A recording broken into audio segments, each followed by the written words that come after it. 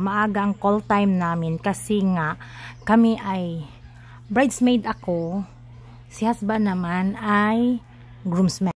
Tita Barla Loving Life. Yes, welcome to my vlog. Please subscribe and click the notification bell for more updates. See ya! Tita Barla at ang bago niyang buhay. Hello, good morning mga katita, mga kasar, and to YTA family. This is Tita Barla. Welcome to my channel. Andito pa rin ako sa Hagnaya Beach Resort. Diba ito yung sinasabi ko dahil nag-overnight kami dahil sa kasalan. So today is June 6, 2024. Maaga ang call time namin kasi nga kami ay bridesmaid ako, si husband naman ay groomsman. So kumbaga halos membro ng pamilya nila husband ay kasama sa mga abay. So andito kami sa room, dorm type ito with 5 beds na malalaki. So good for 10. At may dalawang banyo. Magkasama kami sa lola at ang mama at papa ni husband at isang pamilya na magpinsan. Ayun. So dito kami 10 kami. Ang call time namin mga abay is 5:30 AM para daw magme-makeup kami. Nagtaka ako bakit bang aga namin 5:30 AM samantalang ang kasalan is 3. Yun pala magpipictorial pa kami. So magkahiwalay ang session namin ng mga lalaki at kami.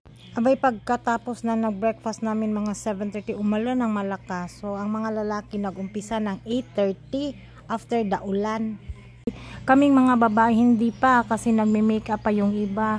So ang nangyari mga 10:30 na kami nag-umpisa yung wala ng ulan talaga at tapos ng lahat.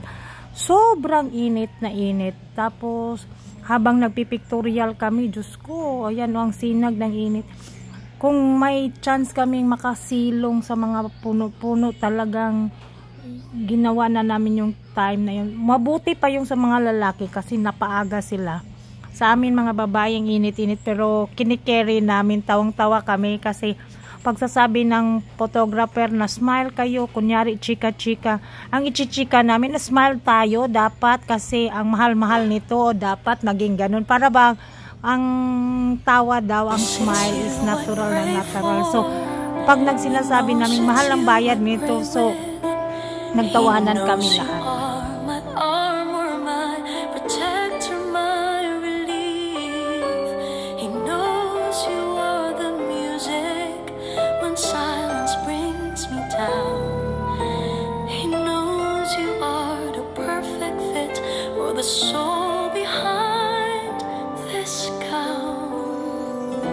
As I walked down the aisle, I couldn't help but smile and cry. But never have it. 'Cause he knows just what I needed. Love, on this day, did not even know you that much yet. Love, finally, we made it today. Couples has never been.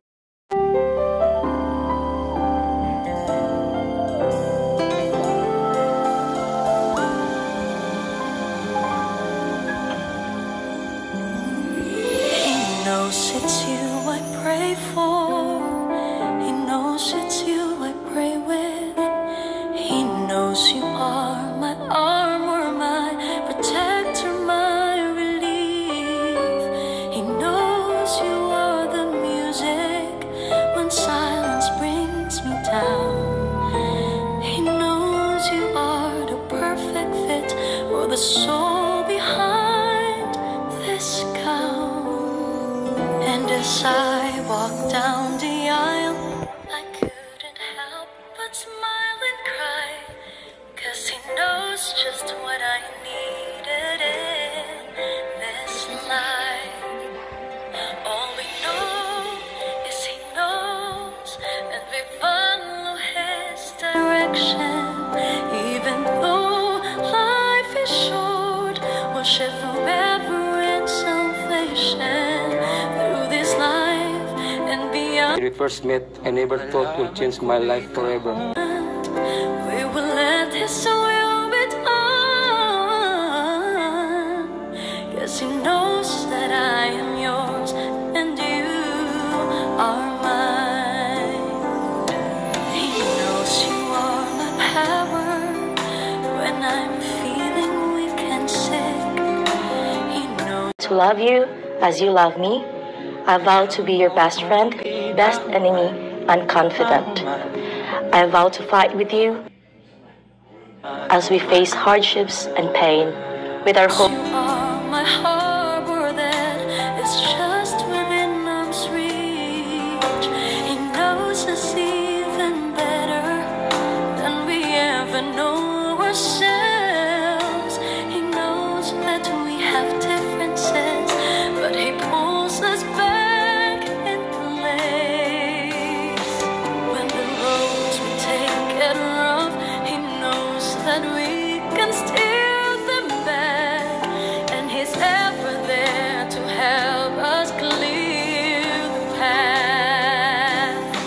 All we know is He knows, and we follow His direction.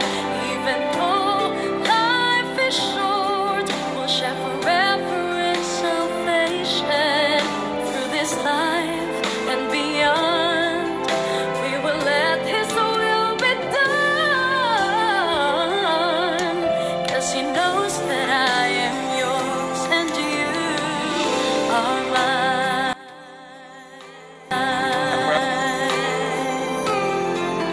But please never let me go.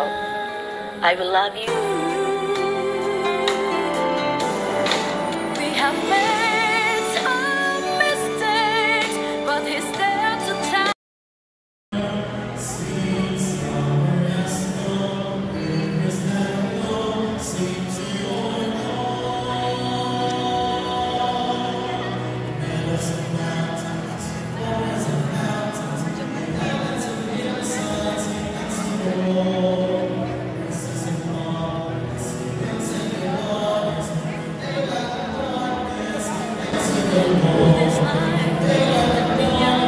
Sana'y nag-enjoy kayo kasi ang grabe, worth the experience. Thank you for watching, everyone. This is Tita Barla, and thanks sa lahat ng nanonood. Thank you. And then see you in the part 2 para sa reception. Goodbye.